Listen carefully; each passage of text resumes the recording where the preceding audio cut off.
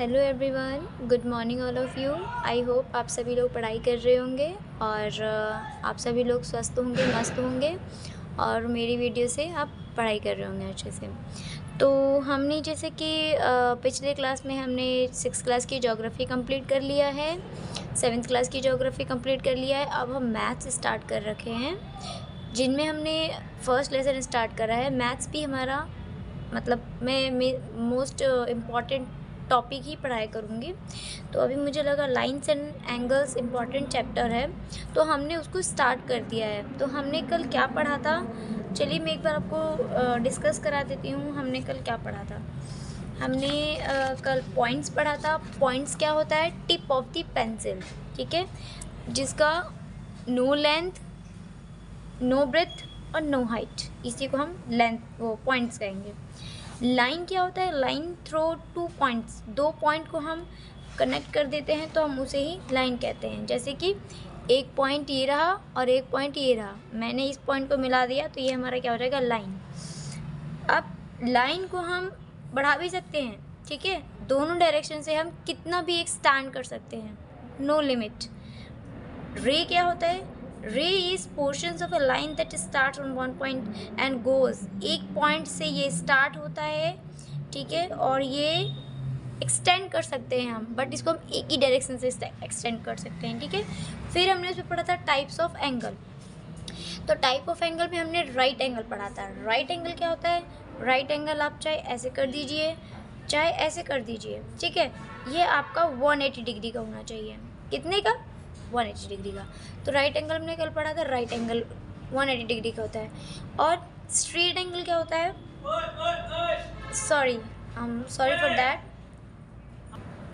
Sorry for that actually straight angle है 180 degree का।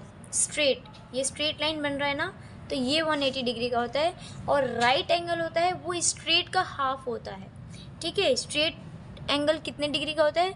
180 degree का। और राइट एंगल उसका हाफ कर दीजिए, मतलब 90 डिग्री का। राइट एंगल 90 डिग्री का होता है और उसको हम एल शेप एंगल भी बोलते हैं। एल बन रहा है ना, और यही हमारा राइट एंगल होता है, ठीक है। तो हम इसको एल शेप भी बोलते हैं। और ये स्ट्रेट एंगल का हाफ कर दीजिए तो वो राइट एंगल हो जाएगा। फिर हमने पढ़ा था एक्यूट एंगल। एक्यूट एंगल क्या होता है? राइट का हाफ कर दीजिए।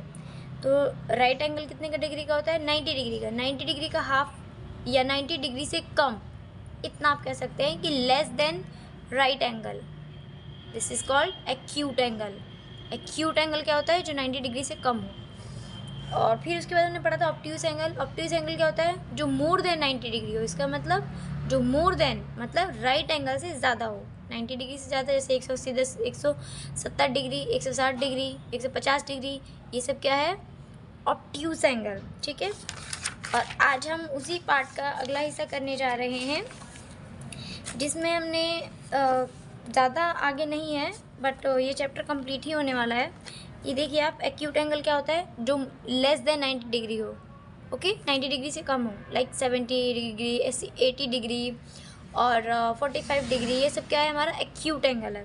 तो आप देख सकते हैं, देखिए अगर मैं आप एज्यूम करिए, अगर मैं इसको बिल्कुल स्ट्रेट लाइक दिस ऐसे कर दूं, तो ये क्या हो जाएगा? हमारा राइट एंगल हो जाएगा, ठीक है।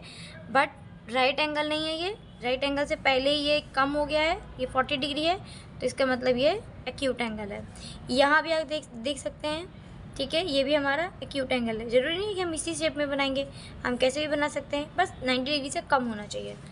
ऑब्ट्यूज एंगल क्या पढ़ा था हमने? ऑब्ट्यूज एंगल में पढ़ा था more than 90 degree, more than 90 degree, ठीक है। You can see, more than कह दीजिए या ग्रेटर देन कह दीजिए, ठीक है, ये 90 डिग्री होता है। और लेस देन, बट 180 डिग्री से कम होना चाहिए, ठीक है, इसी को हम बोलेंगे ऑब्ट्यूज एंगल। ये रहा, आप देखिए 180 से कम है लेकिन 90 से ज़्यादा है। यहाँ भी देखिए 180 से कम है लेकिन 90 से ज़्यादा है। ये सब क्या है? Obtuse angle. रिफ्लेक्स एंगल क्या होता है? Angles that are greater than the straight angle, ठीक है। अभी हमने क्या पढ़ा था? 180 से कम होगा। अब जो 180 डिग्री से ज़्यादा होगा उसको हम क्या बोलेंगे? Reflex angle.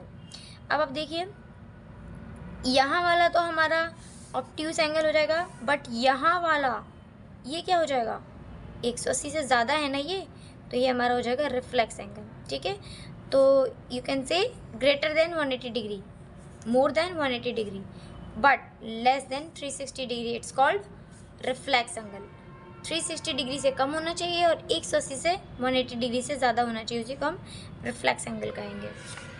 तो आप देख सकते हैं हमने चैप्टर कंप्लीट कर लिया है।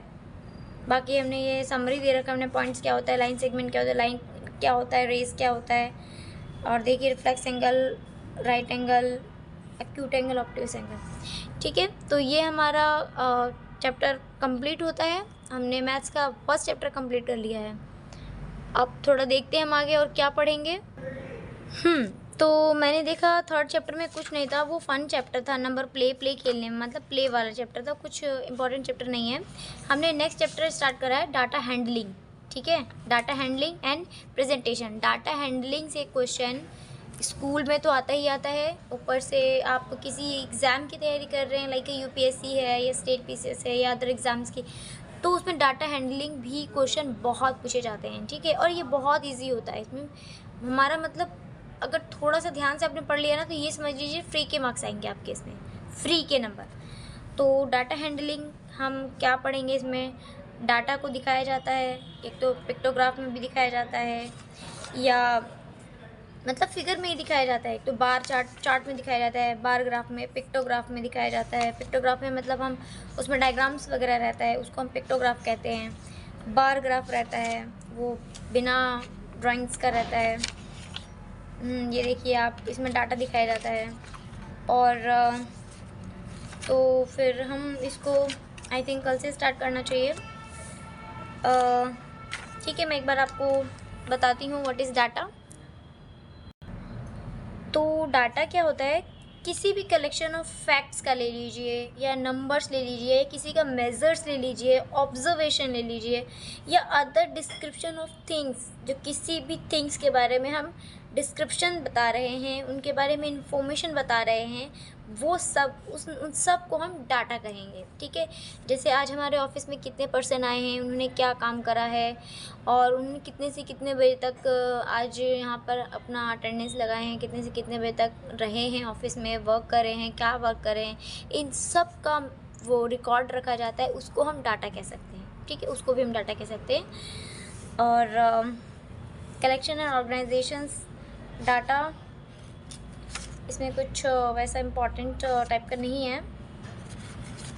तो सो लेट्स हम कल से स्टार्ट करते हैं पिक्टोग्राफ। ओके, आज के लिए इतना ही बहुत है। एक्चुअली मैं थोड़ा सा बिज़ी चल रही हूँ, तो इसलिए मैं ज़्यादा नहीं पढ़ा पा रही हूँ अभी, बट कल से आई मेक श्योर मैं पिक्टोग्राफ से ज़रूर स्टार्ट कराऊँगी। ये हमने इससे पहले हमने डाटा पढ़ लिया, डाटा क्या होता है, नेक्स्ट चैप्टर हमने स्टार्ट कर दिया है, कल हम पढ़ेंगे पिक्टोग्राफ। ठीक है, तो ठीक है, आज के लिए इतना ही। और आप देख सकते हैं मैं रेगुलर क्लास लेती हूँ, रेगुलर पढ़ाती हूँ, और मुझे आप लोगों की सपोर्ट की बहुत नीड है। तो मेरे चैनल को सब्सक्राइब करें, लाइक करें, शेयर करें एंड कमेंट करें। Okay, thank you for watching my videos.